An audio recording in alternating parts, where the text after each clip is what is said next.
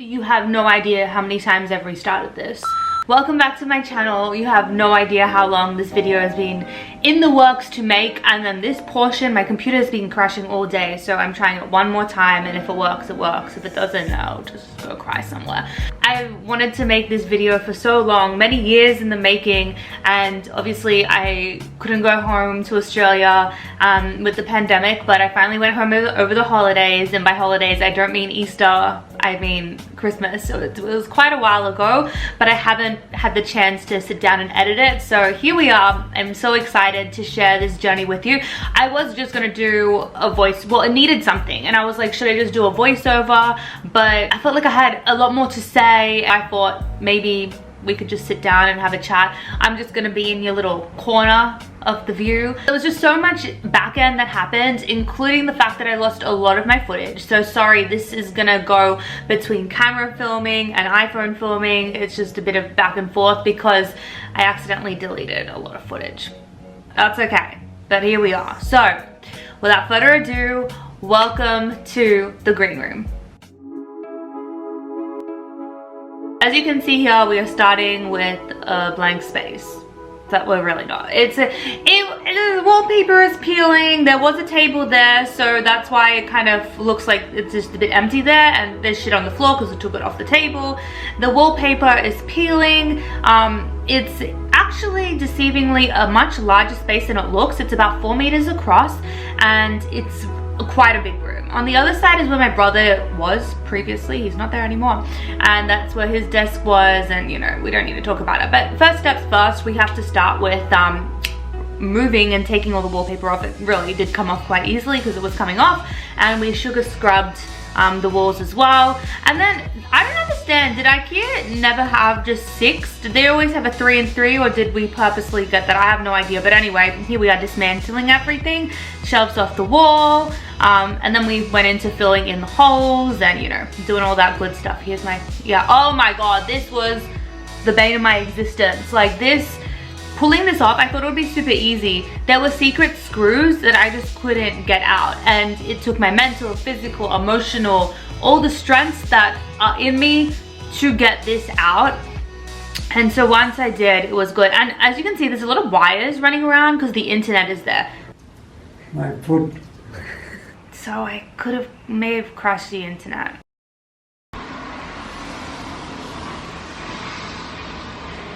Update.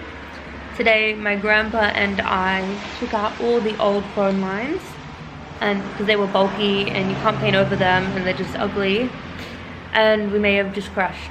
I say we, but me may have just crashed the internet. It's fine. I'm chill about it. Everyone else is stressed. So pretty much what had happened, long story short, in my house there are all these like old school like telephone lines from the wall, and unnecessary. We don't have these things anymore. So it was just bulky and annoying. So I asked my friend, who is now my brother because he is now engaged to one of my friends, and you know, I'm like so happy for them.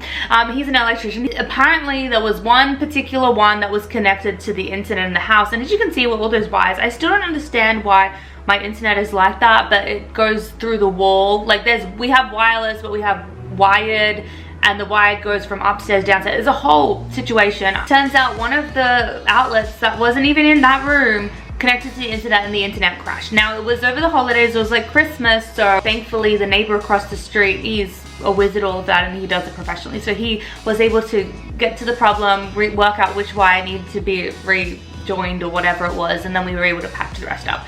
So this is my grandpa like completely freaking out because he's someone, don't touch it if it's not broken. He's like, why would we? And I really convinced him to help me do it. So now he's having like a heart attack, I guess. Okay, so now we have a blank wall. It took a lot of convincing, weeks, months, days to get a green. My mom was not about the change. I kept telling her, you don't thrive, like in a nice way, your complexion doesn't really thrive on the whites. Like if you're talking Zoom calls or whatever, but the green makes her pop. So that's her, you know, really posing. This is when she's finally come around. It took a lot of sampling. Meanwhile, I was never allowed to paint. My mom just would not let me paint. So in the meanwhile, I built the base cabinet. So we again went back and forth for a long time, a lot of bickering, arguing over what was going to be used as the base cabinets. We ended up going with kitchen base cabinets, and this is because they can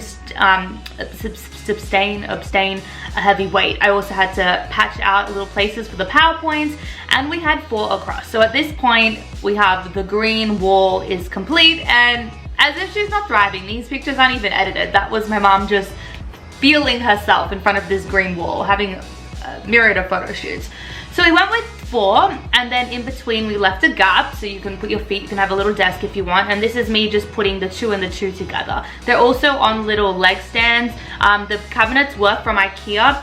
I'll link them below. And then I decided it would be ideal to put in a little bit of like a support, I guess, because we're putting a desk on top between the 2 that are just there, because we don't want anything sinking.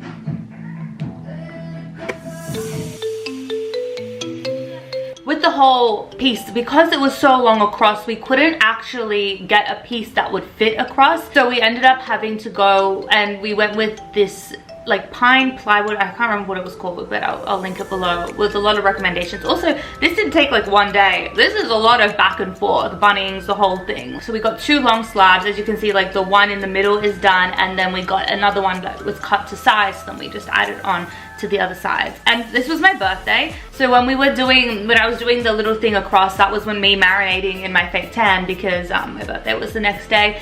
And for my birthday, one of my friends' mom, she got me a tool belt, and I was like thriving. Back to my place at home, we had to connect obviously the pieces of wood to lay across on the thing.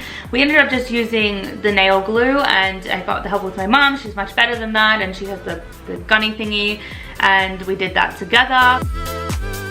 This was another bane of my existence, and you can tell my mom's like she wanted to die, like, because I just wouldn't let go of this idea that I didn't want just plain doors. I wanted this fluted look, and then I tried so hard to get it, but you know, traditionally you would use dowels, but they were so expensive. I tallied like the total if I... So stay with me here. Here's a little bit of maths. This is the size of our cabinets, 80 by 60 by 80, and we needed dowels to go across this. Now this was the price of dowels, 1.2 meters, so I'm just converting that into centimeters, and it turned out for each cabinet there was 134 dowels that needed to be had, but we had 4 cabinets, which meant 536. So definitely not paying $2,090 for this. So I thought of so many different ideas on how I could create this particular fluted look, and nothing was working until I just sat there one day and I was just like, what is round? Like what? And I came up with skewers. And then my mom came up with the idea of not using just normal skewers, going to the heavy duty skewers. So we went all the way, we traveled near and far, well not near, pretty far, went to like a barbecue shop to get these skewers, like 1,000 pack. And which was really funny considering each dowel would have been $20, but I got 1,000 for $20. But then it came to cutting, because then you had to sever the heads off, because obviously a normal dowel doesn't have that, you know, tapered pointy end, and we didn't want that. And so it was back to the hardware store.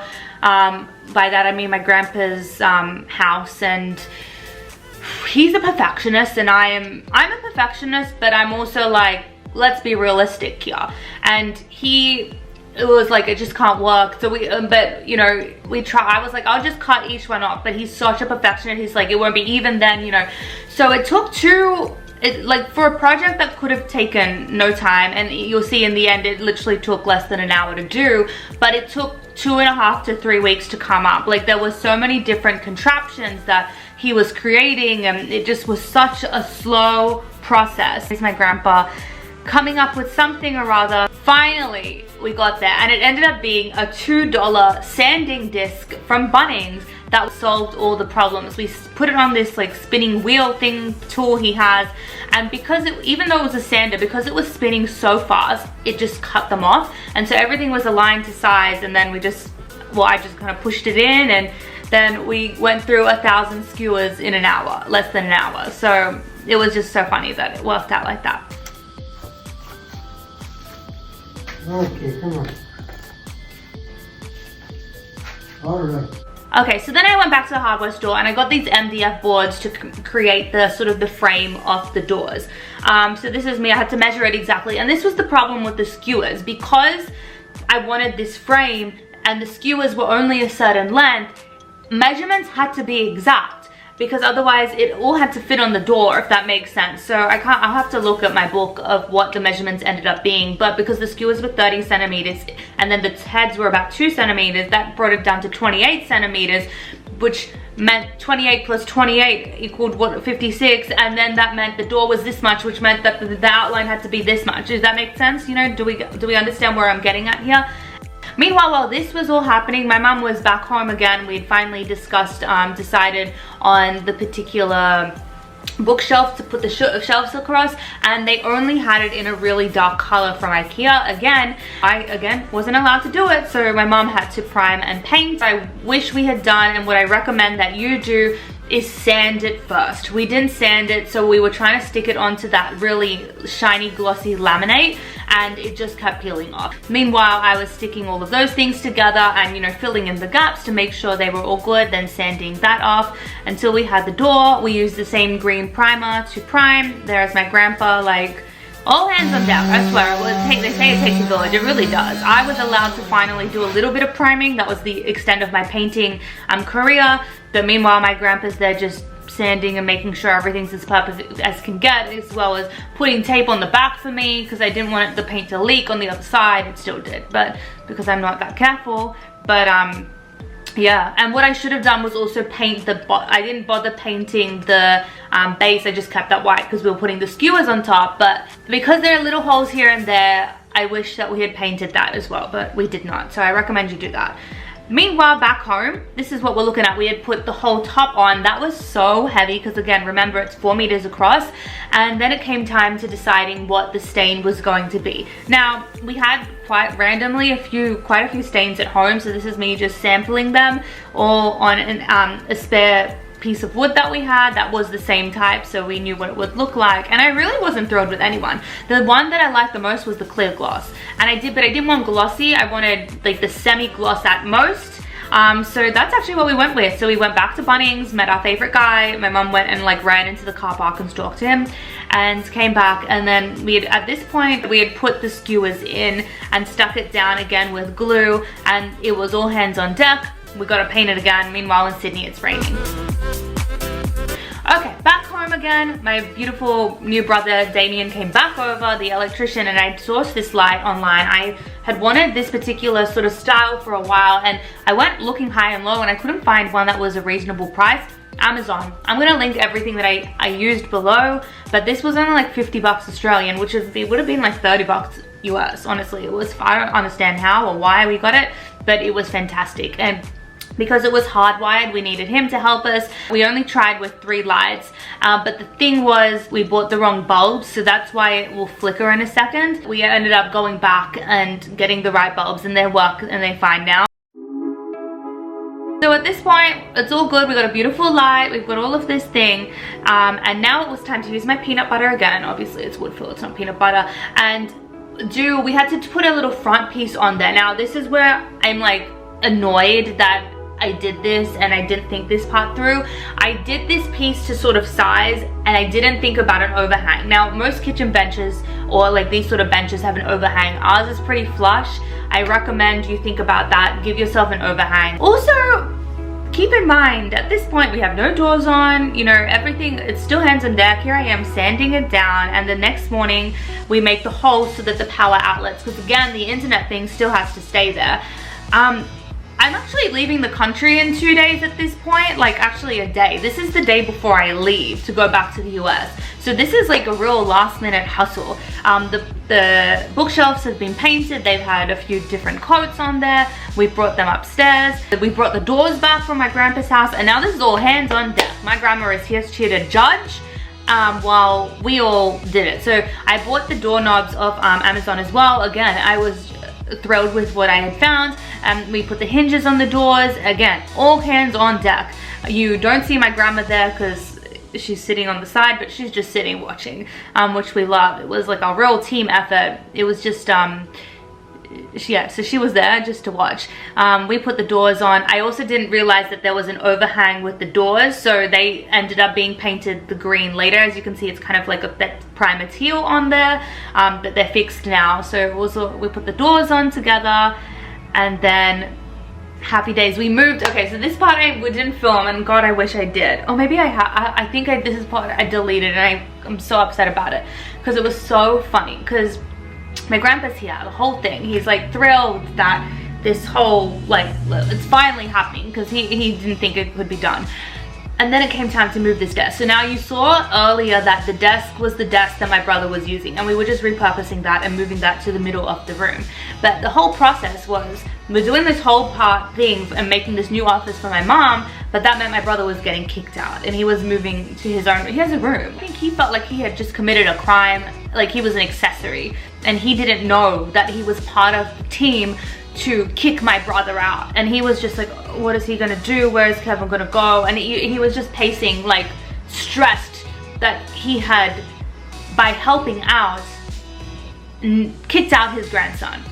Nonetheless, I don't know, I don't think he was very happy about that. But you know, my mom looked happy at this point, and now it came to decor and decorating. And this is where I kicked out, everyone went home, everyone got kicked out, and it was time for me to shine. So I'd sourced things from all over. I'd been to the Salvos, you know, all the decor stores. But I was trying to do things on like a budget and also keep it quite, I feel like it's really important in an office to have pieces that mean a lot to you. And I had gone to my grandma's house and asked for old pictures of my mom's grandparents and stuff. She ruined the surprise. I was so upset and angry about that, but whatever. I'd sourced the lamp, and Kmart, I'm telling you, Kmart has some great stuff in Australia. The lamp was from Kmart. It was like $29. It was crazy. I'll do a full tour of it in a little bit when I see the footage, but it was really nice to incorporate little pieces from my mom's childhood, photo frames, and just really special pieces. 45 minutes to put this whole office together before I had to be at dinner. So I was doing this while getting ready, while like putting everything together, and I had to go.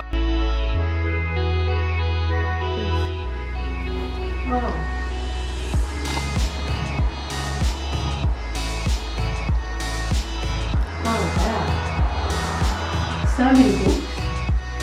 What do you mean? Who's that? That's you. And? Your mother. Oh, wow.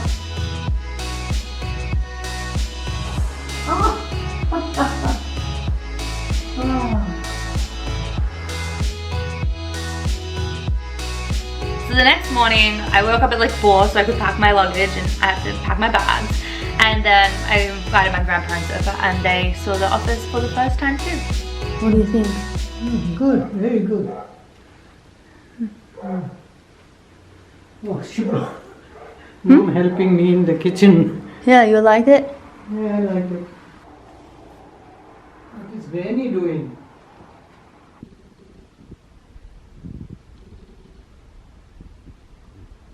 So this is going to stay here? Buster, his name was Buster. He came in, licked me, and I thought it was the ghost in the house to wake me up. I was under the mosquito net.